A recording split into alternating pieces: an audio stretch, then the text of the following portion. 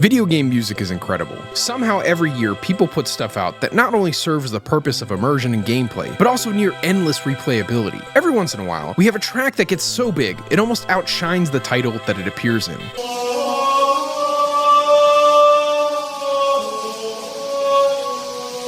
Wait a second, that's not the one. Here it is. Here we go. The Donkey Kong rap has not only become synonymous with the game it debuted in, but also the essence of the character itself. What started as a cheeky intro to a platformer turned into a worldwide meme and calling card for the character. Over the past few decades, the goofball lyrics have penetrated the minds of generations, far exceeding the reach anyone could have conceived in the days of the Nintendo 64. How did this song come to be? How did it become so popular? Join me as we take you through the history of the DK rap. It's a story of humor, brutality, and the endearing spirit of 90s platformers. Our story begins back in the 90s. The Nintendo 64 was struggling. Many tentpole third-party developers had abandoned the system, and a bunch of first-party projects were doomed 64DD games. It fell on Rare to help keep a steady stream of big releases to push the product. Donkey Kong had been a turning point for the Super Nintendo's fortunes, so why not bring the Big 8 back to save the 64? George Andreas, assistant director of Banjo-Kazooie, got the chance to helm his own project, and he wanted a big opening to the game. So naturally, he approached Grant Kirkhope, a rising star who made incredible tracks for GoldenEye as well as the aforementioned Banjo-Kazooie. Andreas wanted to collaborate on a wacky idea. Hip-hop was hot at the time, and the whole theme of this project was modernizing Donkey Kong, so why not have the monkeys rap? Andreas' inspiration for the song was Run DMC's It's Like That. Kirkhope countered with Tone Loc's Funky Cold Medina, grabbing the drum beat from the Roland JV 1080's dance expansion. I'm not a music expert, but it seems like we ended up with a mixture of sorts. It's like that.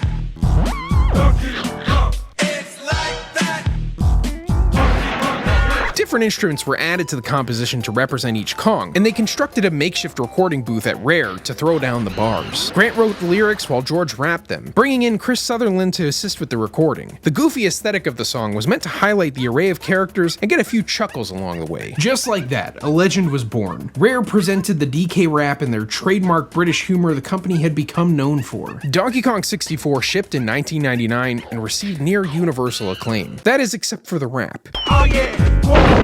Many critics and regular players at the time just, they didn't get the joke. As a kid, I thought it was funny. A nice way to get to know the characters too. All I noticed was that it said hell in it. I imagine most of you that were children at the time had a similar experience. It was a neat way to open the game. IGN had other opinions, however. They hated it. The reviewer wrote, DK's 32 megabyte cart is packed full of sound samples and music.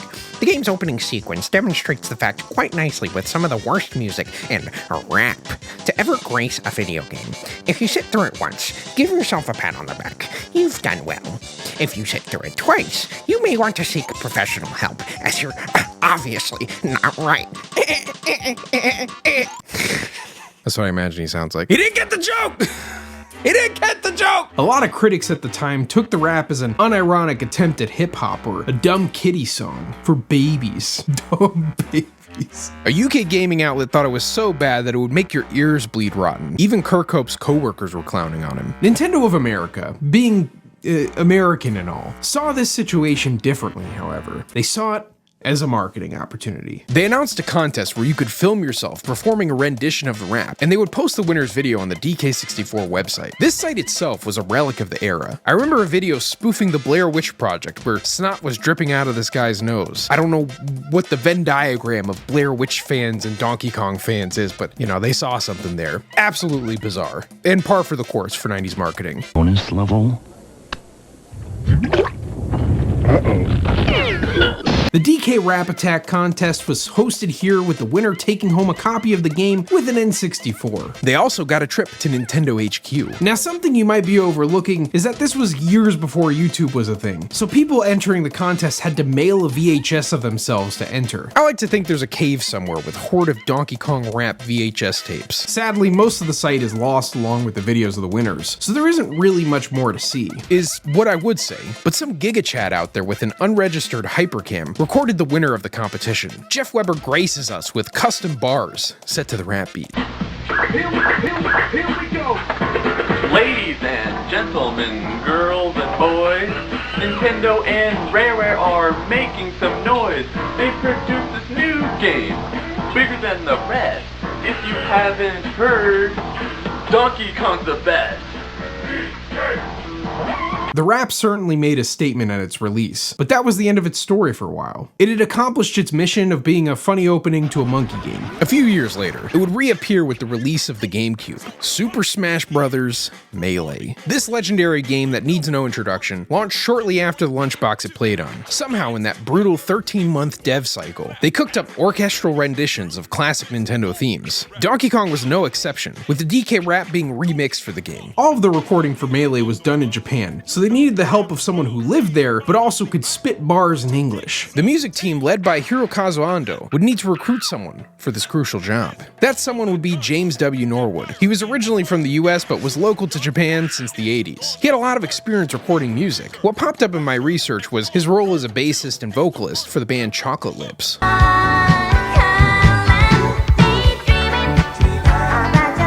I had a lot of fun looking through their music while I was researching this video. It's a neat rabbit hole to go down if you want to check out the Japanese city pop genre. This style of music would hit the scene in the 80s, displaying a blend of Japanese pop with Western influence. Norwood's experience in Japanese music and rap recording made him the perfect fit for this project, so they brought him in. Here's the thing though, this isn't an ordinary song. It's a track steeped in British humor. The lyrics are absolutely ridiculous. This would make the track quite difficult to create compared to the other Melee music. Despite the challenge in interpreting lyrics, humor, and cultural tones from across the world, the team went to work. The end result is kind of strange but enjoyable in its own way. It has such a wide array of instruments, and it's really something to behold. It starts with turntable sounds and horns, moving into bongos for DK's part, matching his in-game instrument. The monkey ad-libs, they're straight fire, brother. If he shoots ya. The song starts introducing a bunch of wacky instruments. I can't even tell you the names of them as it gets more complex and weird. I do love the chunky verse though. The way Norwood's voice is altered is hilarious. He sounds like he's in New Orleans cooking up a low country bar, if you know what I'm saying, brother. He's the last member of the DK group. I don't even know how to feel about it. I love it and I hate it at the same time. Even if you're more in the hate camp, you have to respect the work that went into it. They really added like 500 new layers to this song. This would be the only track in Melee to feature vocals, making it a series first. Look at our guy, breaking ground in the Smash series. Songs with lyrics aren't as special in Smash anymore, but much like Nintendo's entire modern identity, it all traces back to Donkey Kong. It's with the release of Melee that the rap takes a break from the limelight. While it remained one of the most memorable parts of DK64, it sort of exited the public consciousness for over 10 years. As the anticipation for Super Smash Bros. For Wii U and 3DS was building, the Smash boards, the game FAQs, the 4chans, and the Tumblrs were all forming small militias to promote their character of choice for the game. What likely started as a joke became a rallying cry for Donkey Kong fans everywhere. Enter Lanky Posting, a set of memes dedicated to one of the most absurd characters in the franchise. It started as a mockery of this culture of, I guess, like campaigning for your favorite Smash character, but people would recite his part of the DK rap on message boards, or they would make up memes about him. Honestly, they still hit pretty hard today. He has no style, he has no grace. This Kong has a funny face. He can handstand when he needs to and stretch his arms out just for you. Inflate himself just like a balloon. This crazy Kong just digs this tune. YouTube would join in on the memes with this guy named Damson making these incredible mashups. The whole platform would jump into mashing the rap into different songs, rearranging the lyrics, and collectively remembering the cultural touchstone that is the Donkey Kong rap. This meme would go strong for years. I imagine there's another one that got uploaded today. In the lead up to Smash Ultimate, Nintendo threw an invitational tournament for the game at E3. They would pit celebrities against pro Smash players, and during one of these matches, they picked the remaster of Melee's DK stage. The live crowd just starts chanting the DK rap in unison as a response, totally unprompted. It's beautiful. He's alright. Okay. Oh, okay. We got something. Yo, this crowd is so nice. This crowd, I love it. YouTuber Brentofloss would create a DK rap parody that was fully animated. This spawned its own new meme, and ended up being the 8th most popular video on this 15-plus-year-old channel. Joel Haver would jump in with his own comedic take on the rap, bringing in a fitting and poetic end to the Lanky Posting saga. The video would be Haver's 12th most popular video at the time of recording. I mentioned these stats to say that the DK rap has absolutely exploded in popularity over the last 10 years. You can't hit those numbers of views without the meme being popular in the first place. At some point, Grant Kirkhope caught wind of this change and how everyone felt about it. Suddenly, the world was healing. Mankind, at their core, knew how based the Donkey Kong rap was. It wasn't some weird tween thing from the 90s. It was an unabashedly goofy rap song about monkeys and the fruits they consume. Grant would even do a spoof of the rap for the Kickstarter-funded ukulele. It's kind of weird. Hard to capture lightning in a bottle twice, but the folks in the comments of the video seem to enjoy it, so have at it, folks. I'll try ukulele someday. The DK rap had taken a seat on its meme cultural throne, and all was right with the world. The harmony would not last forever, though. Grant Kirkhope is sitting down for an interview with the YouTube channel Kiwi Talks with a Z. At this point, Grant's career had branched out from video games, and he was film scoring as well. Unfortunately, the film industry kind of frowns upon game music, for some reason. The Super Mario Bros. Movie had been announced this year, and he dreamed of composing for it. A few years before, he had done an excellent soundtrack for Mario plus Rabbids Kingdom Battle, as well as the Donkey Kong Adventure, so he was quite familiar with Nintendo's standards for representing all the characters in the movie. While he was sober-minded about the possibility, he recounted how, if he had the chance, he would pour his life and soul into the project. It was a long shot, but a plausible one, honestly. Sadly, this would go nowhere as Brian Tyler got the gig. What Kirkhope didn't know at the time was Seth Rogen's insistence on using the DK rap for the movie. In a recording session, he pulled the rap up on YouTube and demanded that they let him do a rendition of it. The concept made it into the movie as the introduction for Donkey Kong's character. It's every bit as iconic as you would imagine. A real treat. I have some young kids with very little knowledge of the franchise. They, along with my wife, who never plays video games, all immediately latched on to the catchy chorus. In a small way, Grant's dream was realized. His composition had made it into the Super Mario Bros. Movie. For whatever sick reason, however, this is what the credits show. This is honestly kind of disgusting. The credits are eons long, but they can't credit the people that made the music? They can't have thrown Grant a check or put his name in it? They just write that it was from the game? Donkey Kong 64 made the song? This seemed to be the start of Nintendo's weird trend of erasing developers' work from the credits whenever they port a game to a new system. We just saw this with Donkey Kong Country Returns Switch release, which still hasn't gotten a patch. I just want to throw that out there. It seems like Nintendo wants us to get to the point where the credits just say, Nintendo made this. And before you suggest that it's some complex legal thing with Rare being acquired, they pull the same stunt with the Bowser's Fury track, just saying, it's from a game, move along. For some reason, they feel emboldened to continue this trend with the success of the Switch brand. The Mario Brothers rap gets credited, seemingly because it exists in the realm of film where Nintendo licensed Mario for the Super Mario Brothers Super Show, but they don't own that show or the song that was made for it outright. I guess they weren't willing to buy it just to not credit people.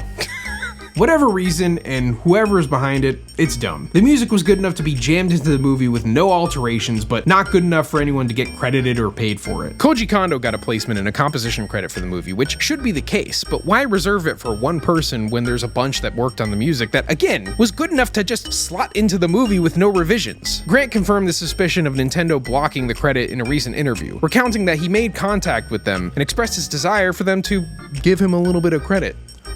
This would be a pretty brutal end to our story, but it doesn't quite end there. Late last year, Kirkhope released Rare Treats, Donkey Kong 64 Revisited. It's another crack at the iconic soundtrack that we all know and love, including a remix of the DK rap. You should go check it out on Bandcamp. You can even get a vinyl of it. That, of course, brings us to the year 2025. The revival of the franchise was kicked off proper with Donkey Kong Bonanza launching hand in hand with the Nintendo Switch 2. This game took a lot of inspiration from the Rare days, and it kept the series focused on some really sick music. Naturally, the DK rap had to be in there. A chunk of it debuted in the direct that preceded the game, with Kirkhope reacting appropriately. It turns out, the DK rap is the theme of Getaways, a checkpoint system of sorts in Bonanza. DK can make little huts to rest in, change clothes, and listen to some tunes on his gramophone. The default and best theme for this area is, in fact, the Getaway remix of the DK rap. It's a really simple mix of the song with just the hook and instrumental background of the track. It's simple, clean, and dandy. I kept it as my theme throughout the adventure, and reaching a new getaway spot always felt like coming home. Cranky also references the rap when you meet him in the lagoon layer. He names DK the so-called leader of the bunch while scolding him. I thought that was it, but in the post-game, you run into Diddy and Dixie cheering you on before a boss rush. Dixie's all like, DK, and Diddy's all like, Donkey